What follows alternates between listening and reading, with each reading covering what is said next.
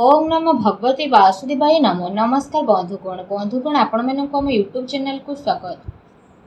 कुंभ राशि व्यक्ति जदि जीवन में आप सफल होगापी चाहूँगी तेरे सफल होगा तो प्रत्येक व्यक्ति चाहिए किंतु आपण कथा ही टिके अलग अटे।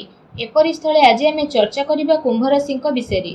जदि आप जीवन में सफल होगा चाहूँगी तो कौन आपड़ करेंगे एवं क्यों कथा प्रति आपड़ सावधान रे। आपणकर दुर्बलता कौन अटे, आपणकर विशेष गुण कौन अटे, सबकि आज आम ए भिडियो आपन को कहबू। तेणु भिडियो को आसतु आरंभ करवा। ए राशिफल आपण चंद्र राशिफल पर आधारित अटे, अर्थात नाम राशि जदि कुंभ किंबा चंद्र राशि कुंभ तो ये भिडियोटी आपण बहुत ही खास। कारण कुंभ राशि व्यक्ति सबुठु अलग और सबुठु विशेष होइथांती। कुंभ राशि सबकि बहुत ही विशेष होता है।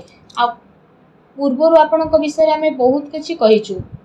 आशा करुछु कि सबकि आपन को पसंद आसे भिडियोटी जदि आपन को भल लगे तो भिडियो को लाइक टे करंतु। जदि आम कहिबा बहुत ही अधिक कुंभ राशि विषय रे ऑलरेडी वीडियो अपलोड कर सारिछु। किछि हुए तो आपन देखिथिबे किंतु जो भी दर्शक एबे एबे आम सह जड़ित होइकि रहिसेंती तांकु दुईटी कथा जानिबार अधिकार रहिछि। कुंभ राशि शनिदेव मालिक स्वयं अटंती एवं एमानंकर संपूर्ण जीवनर कंट्रोल जहाँ रही है शनिदेव हाथ में रही है।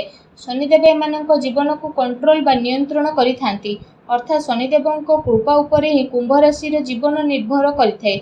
एपरि तो एमाने बहुत ही बुद्धिमान होइथांती। एबे जानिबा कि शनिदेवंकर जेहेतु राशि अटंती तो शनिदेवंकर एमानंक राशि उपर बहुत कंट्रोल रही है। एमाने बहुत ही कर्मपद अटंती किंतु केबे केबे बहुत दुर्बलता रही जहाँ एमानंकु आगकु बढ़िबाकु दिए नाही। तो से जिनिस उपरे आपनकु काम करबा आवश्यक रही। केबे केबे खामखियाली स्वभावर बहुत अधिक हुअंती आउ केबे केबे अलस्वामी प्रकृतिर मध्य होइथांती। अवहेला एवं खामखियाली स्वभाव कारणरू अलस्य कारणरू बड़ बड़ सुजोग आपनक हाथरू चली थाए। एपरि स्थले ए कथा को आपण बुझिबा दरकार कि कहीं जदि आपण एबे न बुझिबे जेबे नेड़ी गुड़ कोहुणी को बहीजे तो आपड़ जाणिक ही कौन करेंगे। तो कुंभ राशि व्यक्ति सबुठार प्रथम गोटे कथा आपड़ जाणी रखु कि आपड़ धन प्रति केयर करंतु नहीं, केबे भी करंतु नहीं। कुंभ राशि व्यक्ति माने धनर अधिक केयर करंतु नहीं। जदि काम चली जाए तेबे सेविंग रो चिंता करंतु नहीं। या कौन ठीक अटे? गोटे थर आखि बंद करके चिंता करके देखंतु। मानुची यह आपणक राशि गुण अटे, राशिगत स्वभाव अटे किंतु कौन यह बदल जाई परिबो नहीं। आमे मनुष्य ही गोटे एपरी प्राणी अटंती जी कि ही निजर जीवन को निज हिसाब से कंट्रोल करि थाए। एथिपाई आपणको ए सबु कथा को जानिबार आवश्यकता रही। धन आसु सेथिपाई आपण कौन करिवे ताहा नुह, धन आसु संचय हेउ एथिपाई मध्ये आपणको कौन करिबाकू पड़िबो ताहा मध्ये जानिबा अति आवश्यक अटे। एवं द्वितीय कथा होउची आपणको दुर्बलता विषय आसंतु जानिबा। ए जो कुंभ राशि व्यक्ति माने होइथांती केबे केबे माने कौनसी निशा द्रव्यर मध्य शिकार होइथांती, निशा सेवन मध्य करिबाकू लागंती। तेबे समस्त कुंभ राशि व्यक्ति एपरि होई नथांती किंतु बहुत व्यक्ति एपरि देखा जाइथांती जो माने निशा सेवन प्रति एमानकर दुर्बलता रहिथे। एवं प्रायतः देखा जाइथे कि केबे केबे कार्यरू बंचिबार अभ्यास मध्य देखा जाइथाए, अर्थात एबे छाड़ परे करिबी काली की करिबी आलस्वामी प्रकृतिर होइथांती। यह नुह कि ए गुणटी सर्वदा एपरि रही है किंतु प्रायतः एमाने ए गुण कारणरू फसी मध्य जाइथांती एवं एमानक पाखरे बहुत भल मित्र मध्य थांती एवं भल साथी मध्य नथाए। प्रायतः एमिति होइथाए कि कुंभ राशि व्यक्ति माने निज लोकंक द्वारा ही ठकामीर शिकार होइथांती। कुंभ राशि व्यक्ति माने विशेष भाव में निज द्वारा ही ठकामीर होइथांती। एमानक पाखरे ना भल मित्रटीए थाए ना ही भल साथीटीए थाए। तो एठारे आपण को निज ऊपर भरोसा रखी आग को बढ़िबार अछि। सेथिपई केवल कर्मपद रुहंतु। जार स्वयं शनिदेव स्वामी ग्रह अटंती सेमाने कर्मप्रिय मध्य अटंती।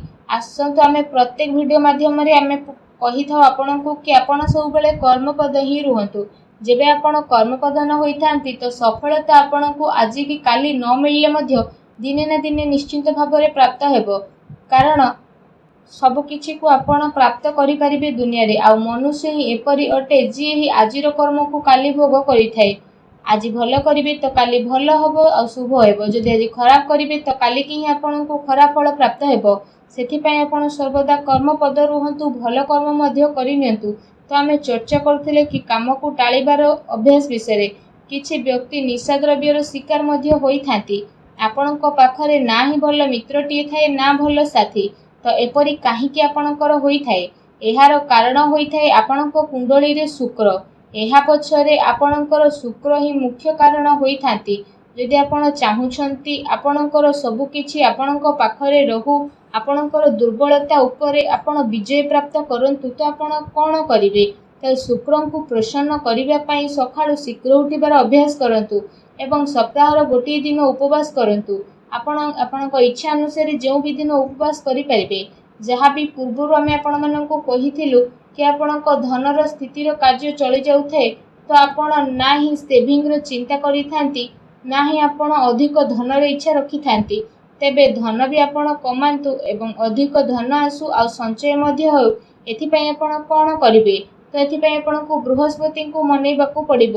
ବୃହସ୍ପତିଙ୍କ ଉପରେ ବିଜୟ ପ୍ରାପ୍ତ କରିବା ପାଇଁ ଶୁକ୍ରଙ୍କୁ ପ୍ରସନ୍ନ କରିବାର ଅଛି ଏବଂ ଧନର ସମସ୍ୟାକୁ ଦୂର କରିବା ପାଇଁ ଆପଣ ଦେବଗୁରୁ ବୃହସ୍ପତିଙ୍କୁ ମଧ୍ୟ ମନେଇବେ। ଆପଣ କ'ଣ କରିବେ ଯଦି କହିବା, ତ ସକାଳୁ ଆପଣ ଶୀଘ୍ର ଉଠନ୍ତୁ ଏବଂ ସ୍ନାନ କରି ନିଜର ମଥାରେ କେଶରର ତିଳକକୁ ଧାରଣ କରନ୍ତୁ। କିପରି ଲଗାଇବେ?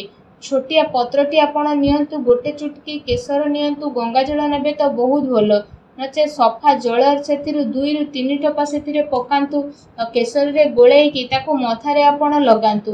ଡାହାଣ ହାତର ରିଙ୍ଗ ଫିଙ୍ଗର ଅର୍ଥାତ୍ ଆପଣଙ୍କର ଅନାମିକା ଆଙ୍ଗୁଠିରେ ନିଜ ମଥାରେ ତିଳକ ଧାରଣ କରନ୍ତୁ।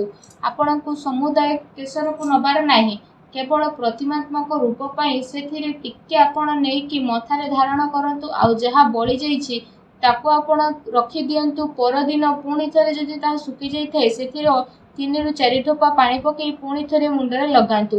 ଏହାକୁ ଆପଣ ପ୍ରତ୍ୟେକ ଦିନ କରନ୍ତୁ। ଜୀବନସାରା ଏହି ଉପାୟଟି ଆପଣ ନିହାତି ଭାବରେ କରନ୍ତୁ। ଦେଖିବେ ଆପଣଙ୍କ ଜୀବନରେ ମହା ପରିବର୍ତ୍ତନ ଆସିବ।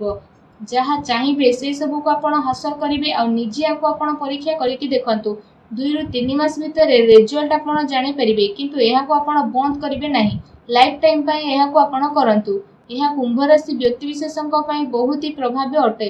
ଯଦି ସମ୍ଭବ ବୃହସ୍ପତି ବାର ଦିନ ହଳଦିଆ ଜିନିଷର ଦାନ ଆପଣ କରିପାରିବେ। ହଳଦିଆ କଦଳୀ, ବୁଟ, ଡାଲି ଏବଂ ହଳଦିଆ ବସ୍ତ୍ର ମଧ୍ୟ ଆପଣ ଏ ଦିନରେ ଦାନ କରିପାରିବେ। ଆପଣ କାହାକୁ ବି ଦାନ କରିପାରିବେ। ପାଖରେ ଯଦି କୌଣସି ମନ୍ଦିର ଅଛି ସେଠି ଦାନ କରନ୍ତୁ। ନିଜର ସାମର୍ଥ୍ୟ ଅନୁସାରେ କିଛି ସପ୍ତାହ ଆପଣ ଏପରି କରନ୍ତୁ। ଆପଣଙ୍କୁ ଶୀଘ୍ର ହିଁ ଶୁଭ ରେଜଲ୍ଟ ମିଳିବ। ବୃହସ୍ପତିବାର ଅର୍ଥାତ୍ ଗୁରୁବାର ଦିନ ଆପଣ ଏପରି କରିପାରିବେ। ଯଦି ଆପଣ ଋଣର ବୋଝ ତଳେ ଚାପି ହେଇକି ରହିଛନ୍ତି, ତ ଏପରି ସ୍ଥଳେ ଆଉ ଗୋଟେ ଉପାୟ ମଧ୍ୟ ଆପଣଙ୍କୁ ବହୁତ ହି ଲାଭ ପ୍ରଦାନ କରିବ। କାହିଁକି ନା ବହୁତ ହି ଦର୍ଶକ ଏପରି ରହିଛନ୍ତି ଯେଉଁମାନେ ପ୍ରାୟତଃ କହିଥାନ୍ତି କି ଆମେ ଋଣର ବୋଝ ତଳେ ଚାପି ହେଇକି ରହିଛୁ, କିଛି ବୁଦ୍ଧିବାଟ ଆମକୁ ଦିଶୁନାହିଁ। ତ ଆପଣ ଆଦୌ ବି ଭୟ କରନ୍ତୁ ନାହିଁ।